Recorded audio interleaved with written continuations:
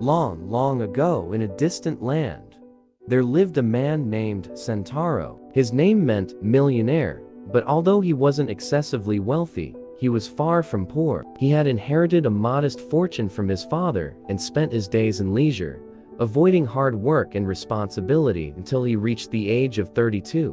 One day, seemingly out of nowhere, Sentaro became consumed by the thought of death and illness. The idea of falling sick or dying filled him with dread and despair. "I wish I could live for 500 or 600 years, free from sickness and pain," he thought. Life is too short. Determined to find a way to extend his life, Sentaro began to wonder if by living a simple and frugal life, he could achieve longevity. He had heard tales of emperors who had lived for 1,000 years, and even of a princess of Yamato who was said to have lived for 500 years. The story of the great Chinese emperor Shin no Shiko particularly captivated him. Despite his immense power, wisdom, and the splendor of his court, Shin no Shiko was miserable because he knew he would eventually die. Obsessed with finding the Elixir of Life, the emperor ordered his courtiers to search for this legendary potion that would grant eternal life. One courtier, named Jofuku, told the emperor of a distant land called Horizon, where hermits possessed the secret of the elixir. The emperor sent Jofuku on a grand expedition to find this elixir, but Jofuku never returned. Since then, Mount Fuji was believed to be the fabled Horizon, and Jofuku was worshipped as a god by those seeking immortality. Inspired by this tale, Sentaro decided to set out on his own quest to find the hermits of Horizon and obtain the Elixir of Life. He left his home in the care of his relatives and began his journey, traveling through mountainous regions and climbing the highest peaks, but he found no hermits. One day, after wandering for many days, he encountered a hunter. "Can you tell me where the hermits live who have the Elixir of Life?" Sentaro asked.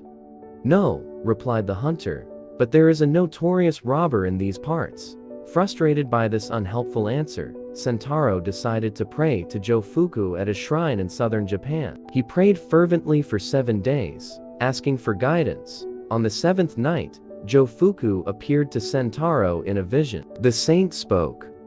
"Your desire is selfish, and it cannot be easily granted. You wish to become a hermit to obtain the elixir of life. But do you understand the hardships of a hermit's life? A hermit must live on fruits, berries, and pine bark, renouncing all earthly desires. Only then, after years of discipline, does a hermit become so light that he can ride on a crane or walk on water. You, Sentaro, are fond of comfort and luxury. You are idle and sensitive to discomfort. You would never endure the hardships of a hermit's life. However, I will send you to the country of perpetual life, where death never comes." Jofuku handed Sentaro a small paper crane and instructed him to sit on its back.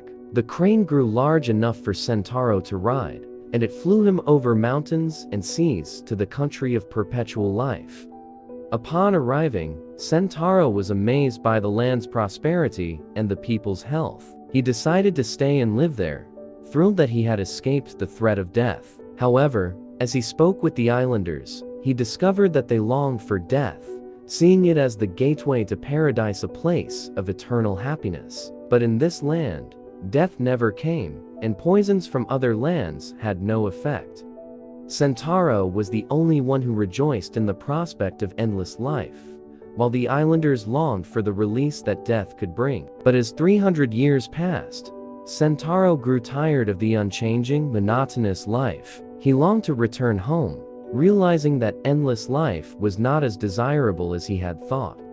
He prayed to Jofuku once more, asking to be taken back to his native land. The paper crane appeared again, and Sentaro mounted it. As they flew back across the sea, a storm struck, and the crane, being made of paper, became wet and crumpled. Sentaro fell into the sea, and as he struggled to stay afloat, a monstrous shark swam towards him. In terror, he screamed for Jofuku to save him.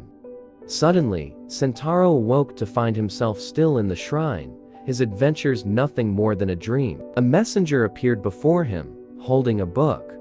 "Jofuku allowed you to experience the land of perpetual life in a dream," the messenger said. But even there, you grew weary and sought to return. Your wish for death was not sincere, for you called out for help when danger approached. True happiness cannot be found in selfish desires. Return to your home, live a good and industrious life, honor your ancestors, and provide for your children. This is the path to a long and fulfilling life. The messenger handed Sentaro the book, which contained many precepts for living a good life. Taking the lesson to heart, Sentaro returned home. Abandoning his vain desires, he lived a prosperous life, guided by the wisdom of the book, and found happiness in leading a good and useful life. Moral of the story: true happiness is not found in the pursuit of selfish desires, such as eternal life. Instead, contentment comes from living a good, industrious life, caring for others, and accepting the natural cycle of life and death.